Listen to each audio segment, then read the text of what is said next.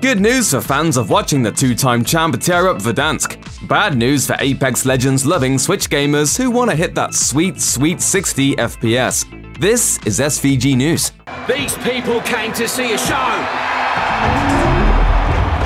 Then let's give them a show. Apex Legends is a fast-paced shooter that rewards quick reaction times and a mastery of movement. That's why the game is optimized to hit at least 60 frames per second on current and last-gen consoles, and can go even higher for those gaming on PC. Unfortunately, on Nintendo Switch, where Apex Legends launches today, the experience isn't quite as buttery smooth. In order to get the game running on Nintendo's hardware, a sacrifice had to be made that could make Switch players much easier targets. That's what I was afraid of. According to Eurogamer by way of Famitsu, the Switch version of Apex Legends runs at a not-so-fluid frame rate of 30 FPS. That holds true regardless of whether someone is playing the game portably or with the Switch docked and connected to a TV. This shouldn't come as too much of a surprise, seeing as the Switch is vastly underpowered compared to other platforms. Even in 2017, Eurogamer noted that the Switch had less horsepower than both the PS4 and Xbox One. Still, this could present some issues where competition is concerned,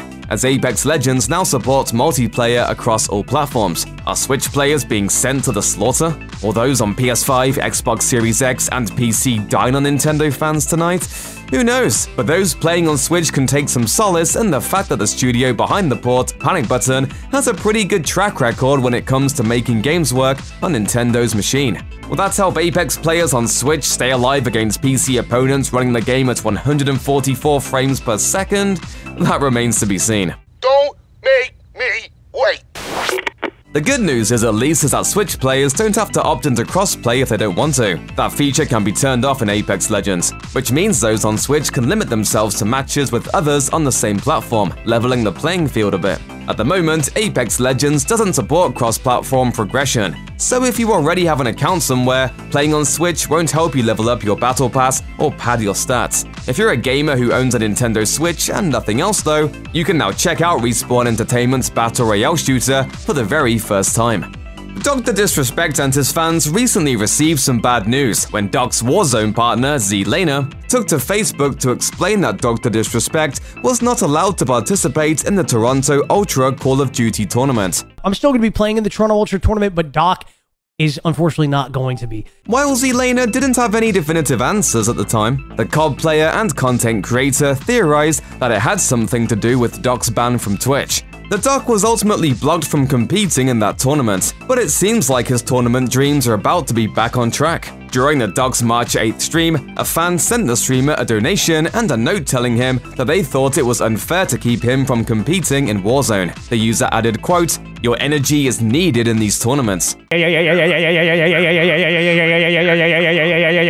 that, Dr. Disrespect revealed an exciting update. He responded, "Well, we're allowed to compete.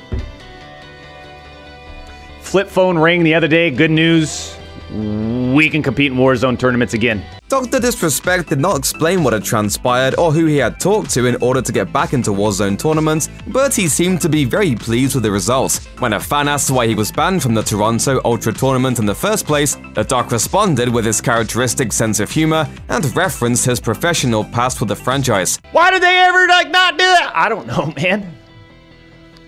I mean, I designed half the maps for Call of Duty Advanced Warfare. After saying that he, quote, didn't want to get into it, the Doc made a few more references to the maps he designed for Sledgehammer Games, including Horizon and Solar. Ever since Dr. Disrespect's mysterious ban from Twitch last year, the two-time champion has had a bit of a bumpy ride when it comes to joining fellow streamers for a bit of gaming action. Following Doc's interaction with Nadeshot during a Call of Duty Warzone tournament in September 2020, Twitch changed its guidelines to prevent Twitch streamers from promoting a banned creator, such as Dr. Disrespect.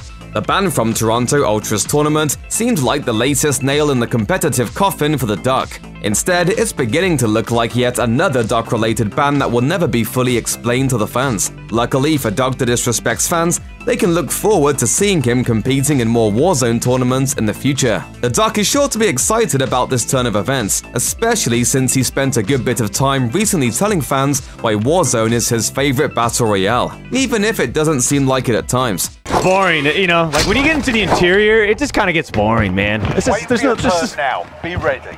It's just